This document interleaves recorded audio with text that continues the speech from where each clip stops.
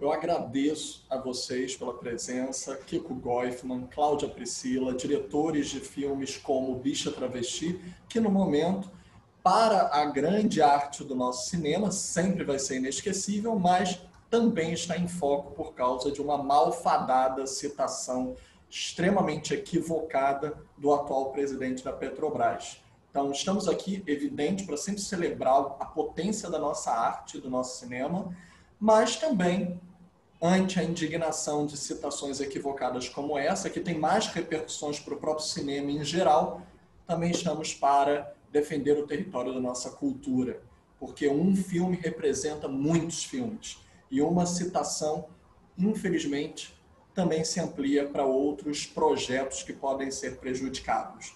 Então, agradeço por disponibilizarem um tempinho para a gente poder conversar e gostaria de perguntar em primeiro lugar a vocês, diante do quanto essa obra significa para todos nós, eu me incluo humildemente nessa significância, porque eu sinto um ciclo muito próximo de mim e de vocês com essa obra. Eu estava presente na Estreia Internacional de Berlim, eu vi a aclamação 100%, né? Foi uma aclamação unânime. Quando eu estive na primeira sessão, que era uma sessão, inclusive, que tinha profissionais do mundo inteiro, tinha público também, sem ser profissional do audiovisual, e de todo o mundo. E aquela ovação, nós temos isso filmado, então é comprovada a ovação mundial que vocês tiveram. E em toda sessão se repetia isso, que eu estive em mais de uma, então eu pude comprovar. Então, diante dessa aclamação, não só brasileira, mas como mundial, de uma obra tão crucial e importante como essa, como foi para vocês, infelizmente, né, terem que receber o comunicado de que voltou para a mídia não por seus méritos tão devidos, mas por uma visão pré-concebida, estreita, hermética, do que deveria ser cultura? Eu me sinto bastante insultada com a declaração do presidente da Petrobras e eu também considero bastante inapropriada essa citação, porque a Petrobras não é patrocinadora do Bicha Travesti, não tem dinheiro da Petrobras na produção do filme. Então, eu acho que também tem uma apropriação aí, eu acho que uma carona no Bicha, que eu acho que tem, pelo título, já deve ser bastante já deve incomodar bastante esse senhor. O nome do filme ser Bicha Travesti já deve ser um lugar de incômodo, mas, além de um insulto, eu vejo como uma apropriação. E, do meu lado, assim, a primeira coisa que... É claro, a gente se sente ofendido, é um insulto, é uma coisa absurda. E, assim, tem um lado da nossa resposta que será uma resposta judicial. Nós vamos entrar com um processo. Existe exatamente essa figura, né, jurídica na qual você falar uma coisa dessa, leviana e dessa forma, isso justifica, sim, uma ação, e essa ação nós estamos, nesse momento, conversando com o advogado, vendo o tamanho da ação, né, e porque envolve uma série de coisas aí. Por exemplo, né, é claro, você está difamando, você está insultando um filme, toda a equipe que participou desse filme, você está insultando uma personagem, no caso que é um documentário. Então, como a Cláudia falou, existe uma questão aí muito violenta, que quando você coloca, né, assim, coloca nesse lugar público, nesse lugar de grande repercussão que um presidente da Petrobras pode ter, e ele fala mal de um filme chamado Bicha Travesti, que eu tenho muitas dúvidas se ele assistiu. E se ele assistiu, talvez não tenha gostado, talvez faça parte de um certo machismo, talvez, ou de um certo lugar que é muito questionado nesse filme. Então, assim, é mais uma dessas estratégias de marketing do governo de soltar, de jogar para todo lado, né, pegar o nome de um filme, jogar para todo lado, sendo que esse filme envolve pessoas, e são pessoas que saem na rua, e são pessoas que cada vez mais a gente está percebendo crimes de transfobia e violência na rua. Então, é um assunto assim, muito, muito sério. Por falar nisso, a questão hoje em dia tão atual da representatividade. A Lin também coassina o roteiro com vocês, então existe uma conquista plural do audiovisual mesmo, em termos de narrativas e outros olhares, que nós estamos na vanguarda do mundo. Não à toa o filme foi multipremiado, não apenas em Berlim, consagrando o que nós falamos da recepção, como em vários outros festivais no mundo e no Brasil. E nós estamos também vendo um desdobramento. A frase que mais tentamos dizer diante do desmantelamento de políticas públicas é o quanto o audiovisual brasileiro gera empregos, gera obras, gera percepções, gera, como vocês falaram, conscientização contra a transfobia, que é crime, lembremos, e não só contra o homicídio de pessoas trans, que ainda é um recorde no Brasil, mesmo com tantos artistas hoje em dia de representatividade plural. Vocês viram a obra de vocês se desdobrar num programa no Canal Brasil, que mantém a linha JUP, então elas também estão proliferando, né, o audiovisual a partir da obra de vocês, demonstrando uma importância do que o filme foi paradigmático. Vocês veem isso não só como um ataque ao filme de vocês, mas como a todo um conceito de produção que anda acontecendo, visto que o filme de vocês também está inserido nessa proliferação do mercado, né, de gerar outras obras? Eu acho que esse assunto que aborda sexualidade e gênero é um assunto tabu desse atual governo. Eu acho que que não é a primeira vez que a gente sofre esse tipo de ataque com projetos e com Bicha Travesti também. A gente pode ver isso na exposição na exposição queer, a gente pode ver isso no teatro. Então, assim, são vários, e isso está acontecendo em vários lugares, né? Em várias áreas que onde a arte se coloca diante desse tema. Eu acho muito preocupante porque esse tipo de citação, esse tipo de conduta que é do presidente da Petrobras, mas que é desse governo, assim, é a cara desse governo, eles legitimam uma violência contra esses corpos que já são corpos vulneráveis, que já são corpos alvos de violência, tanto simbólica quanto física, diariamente. Então, eu acho que um governo legitimar esse tipo de violência, e que você falou aí, é crime. Então, assim, a gente está vivendo tempos completamente confusos. E existe uma complexidade nisso tudo, né? Assim, me parece que esse governo afirma um desejo de morte, um desejo de apagamento de coisas que eles não concordam, de corpos que eles não querem que estejam visíveis dentro da nossa sociedade. E tem uma coisa, Felipe, que assim, a gente, logo numa das primeiras lives do Bolsonaro, ele falou publicamente mal de um projeto da Cláudia, que é o Religare Queer, que era um projeto que a gente tinha uma pontuação que estava lá em cima para ganhar um edital, e esse projeto foi derrubado. Um projeto que, assim, com a gente, Laerte Coutinho e tal, que discutia a questão da religiosidade e da questão LGBT. E, assim, a gente já sabia que a gente vivia momentos muito difíceis. Só que a gente não esperava que essa perseguição, que já vem logo do início, se materializasse em falas completamente absurdas e que terão um processo do tamanho que merece. Por falar nisso, só para citar, né, mas eu vim especialmente porque se estamos falando de reconhecimento também, de quanto se avançou, para não falar só sobre o lado negativo, nós estamos tendo reconhecimento mundial. Eu posso, já que vocês falaram, né, inclusive da questão, eu estou usando aqui a camisa da peça de teatro com Silvério Pereira, né? Quem tem medo de travesti. E Silvério, também reconhecido mundialmente, com Bacurau, aclamado. E esses projetos só andam acontecendo para a gente não esquecer, isso não é uma gorjeta, isso não é uma muleta, isso é uma obrigação constitucional.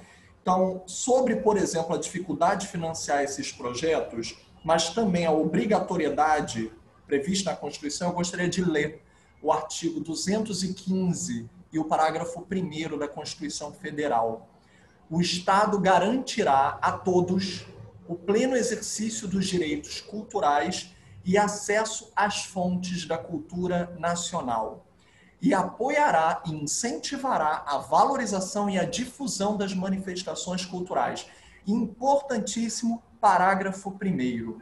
O Estado protegerá as manifestações das culturas populares, indígenas e afro-brasileiras e das de outros grupos participantes do processo civilizatório nacional. E, com certeza, a luta contra a transfobia e o homicídio recorde de pessoas trans se dá como um dos grupos participantes do processo civilizatório nacional, como está previsto na Constituição. Sobre financiamento devido para que essas obras existam, o que vocês já passaram e o que vocês andam vendo desde que essa ideologia tomou parte do governo contrário à liberdade democrática prevista na Constituição. Como foi conseguir possibilitar, viabilizar esses projetos e como anda sendo agora as dificuldades para vir à luz os novos projetos? É que eu falo, Claudinho? Não, o que acontece, Filipe, assim, que é assim, a gente sempre, com nossos projetos, de alguma forma, a gente sempre teve um pouquinho à margem. Não são exatamente os projetos mais comerciais, não são exatamente os projetos que, em um primeiro olhar, seriam comerciais. Como diz Jean-Claude, nossos filmes eles são comercializáveis. Se alguém olhar para nossos filmes, eles podem e sim têm uma potência de público, e tal como aconteceu com o próprio Bicha Travesti. Porém, a gente já sabe, que a gente está meio à margem ali e tal. De todo modo, né, até quando a gente vê o Bicha Travesti, a quantidade de prêmios de público que o filme ganhou, você começa a falar, uau, tem gente que está interessado nisso. Né? Então, assim, era um processo que já era um processo difícil. Como trabalhar com cultura no Brasil, historicamente, todo mundo sabe que é difícil. Né? Acho que é uma frase do Coutinho, fala, inclusive, né? Se você quer ser rico e tal, famoso, não seja documentarista. Enfim, são opções e coisas que a gente tem. Porém, a gente estava trabalhando no momento de uma certa potência. O documentário brasileiro, em geral, é muito bem visto fora do Brasil. Né? Assim, existem retrospectivas de filmes brasileiros documentais nos festivais mais importantes documentários. E o que acontece para a gente é que, assim, nesse momento, o que a gente vivencia é realmente um tiro que a gente toma. Porque, assim, a gente tem alguns projetos que envolvem coproduções com países como a Alemanha, como Finlândia. Só que o que acontece? Se a gente não tiver uma verba do nosso país, o outro país vizinho não entra. O outro país interessado, não vizinho culturalmente, ele não entra. Então, o que acontece é isso, assim, a gente se sente imobilizado, a gente não pode concretizar, assim, tem uma proposta em cima da mesa de dinheiro da Finlândia. Só que eles precisam que eu tenha daqui. E esse dinheiro da Finlândia será utilizado aqui no Brasil. Enfim, sabe, aí a gente entra nessa discussão, que é a discussão mais terrível, né? Que assim, a gente paga nossos impostos, o Bicha Travesti devolverá 50 mil reais para o fundo setorial por lucratividade. O lucro que a gente teve com o filme, 80% a gente devolve ao fundo setorial. Então, assim, é uma atividade que ela se retroalimenta, em que você tem todo esse tipo de potência e que isso não é visto. E que agora a gente fica numa situação assim, uau, bom, a gente sabe, a nossa dificuldade de falar sobre isso é também a gente não usar uma série de impropérios, uma série de palavrões, uma série de coisas absurdas, porque senão a gente vai ser processado. Né? Então, a gente tem que sorrir quando a gente vê o que a gente tem como secretário do audiovisual, parece que agora a pessoa que cuida do departamento de diversidade é um militar especializado em ataques aéreos e tal. Enfim, isso é a diversidade. Então, é isso. A gente também não pode falar demais, porque o nosso desejo seria exatamente falar e falar e falar, porque eles se sentem nesse direito. Eles podem pegar as metralhadoras e atirar. Para mim é evidente esse momento de uma guerra cultural, né? Onde o que rege agora, os valores são morais e não mais políticos e econômicos. Então, é muito difícil negociar e viver esse momento, né? Onde a grande questão é moral. E essa moral a gente sabe de onde vem, né? E como ela é pregada, o que ela traz com ela. Então, assim, é um momento extremamente tenso, eu acho, infelizmente, para a cultura em geral.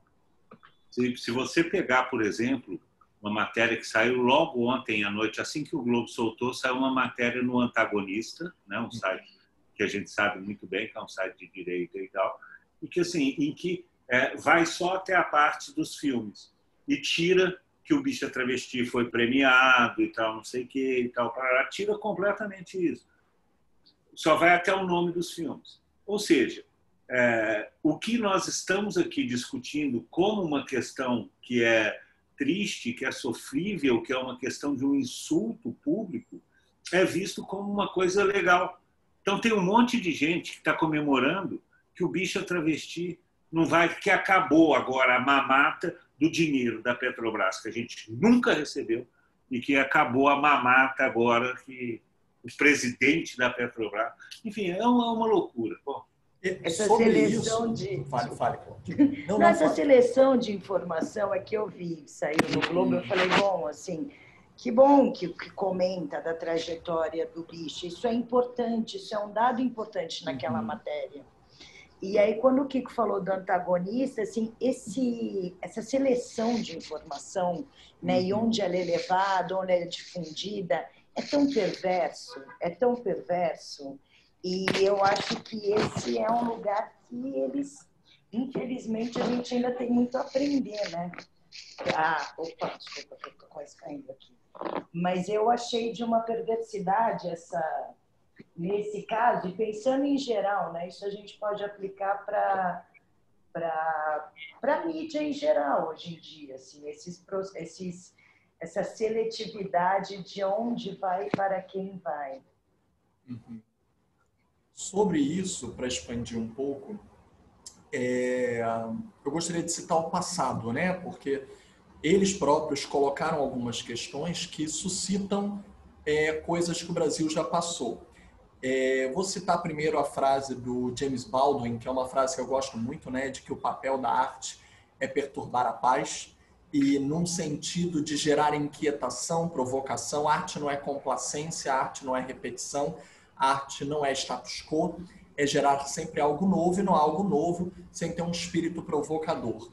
E a provocação do passado também foi, tentaram, né, silenciar, prender. Nós temos agora na Globoplay o documentário Narciso em Férias, com o Caetano falando sobre a sua prisão, no momento em que o cinema novo bebia da fonte do tropicalismo e vice-versa. Caetano fez trilha para vários filmes do cinema novo, inclusive para Leon Risman, né, com São Bernardo, que influenciou o álbum dele, inclusive. Temos uma comunicação muito forte. E isso está acontecendo de novo, só que contra privilégios, o que incomoda. A Linda Quebrada, como artista, veio de uma questão de um olhar periférico, de um extracampo do território que se diria hegemônico, trouxe a sua música para o mercado, as pessoas hoje a reconhecem como uma artista notável. Se outrora era o tropicalismo que estava contestando, hoje são vozes que estão pluralizando a nossa arte, estão desterritorializando aquele centro hegemônico.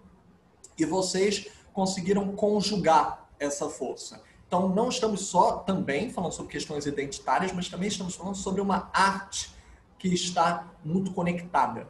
Então, se o Caetano né, traz hoje a repressão do passado. Hoje nós estamos vendo uma nova repressão, como Cláudia falou. Eles podem falar com armas e nós estamos falando com arte. E tentam nos silenciar.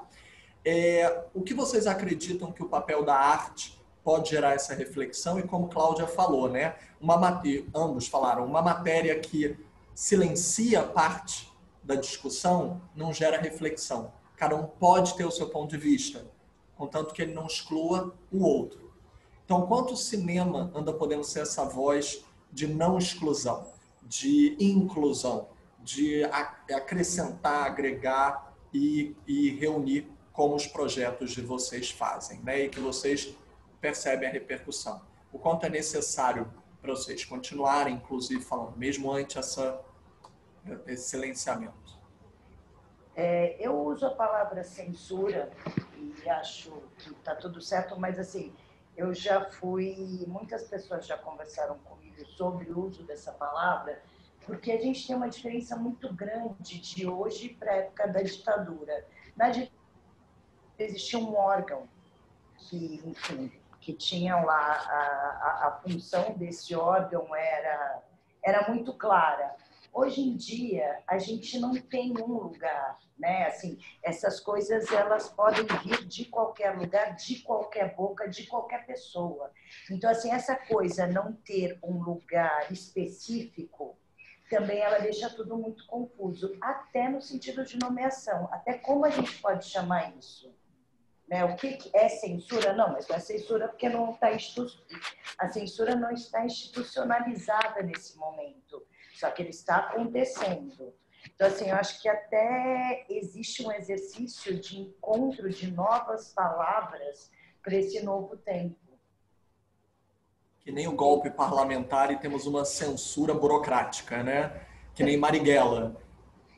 Totalmente. A censura burocrática que está paralisando a produção de cinema e de arte no Brasil, né? Assim, ela é uma forma inteligente de censura, né? Porque se você for pegar, né, um estudo sobre a burocracia de Max Weber, por exemplo, é um exercício de poder em que você não precisa censurar de fato.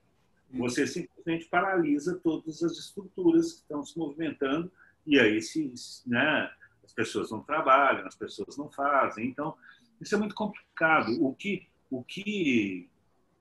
deixa também muito triste, sabe? A gente está falando aqui de arte e cultura, mas, na verdade, a gente pode pensar num desmantelamento maior, que também envolve educação. Tá bom, envolve saúde, né? Não temos um ministro da saúde. Porque esse que está lá, aconteceu e ficou. Enfim, bom, meio ambiente. Né? Então, assim, é bastante difícil. Assim, é uma estrutura de imobilidade cultural no sentido maior da palavra cultura, não só da arte e tal, não sei o quê, mas, né, do sentido maior das relações sociais e relações humanas, no qual o ser humano, ou mesmo o ambiente, ou mesmo a educação, nada disso tem algum valor. Né? É super importante agora que diminuir a pena para quem comete acidentes de trânsito. Isso é uma questão essencial para esse governo. Então, assim, quando a gente vê isso, a gente entende, né, o que está por trás, né? Quais são os alicerces. É isso, sabe? Vamos continuar com todos os dilemas do país e tal. E, assim, a Cláudia fala, e eu acho que não tem mais como dizer isso. Assim, a gente está vivendo censura, sim. Não só com nossos filmes, e não só nessa situação, mas, assim, como eu disse, eu tenho medo de falar coisas e ser processado, mas isso eu não tenho medo, não. A gente está vivendo censura. Mas eu acho também que onde há poder há resistência. Então, eu acho que existe uma necessidade da gente fazer alianças de corpos para a gente poder ser uma resistência de fato contra tudo isso que está acontecendo. Gente, para a gente poder já ir terminar num bom tom, né? Porque não queremos prender o mérito todo da arte, da cultura, num obstáculo que é temporário. A arte é eterna. O obstáculo vai ser temporário e a arte vai permanecer, perdurar. Então, tristes daqueles que se prendem ao temporário.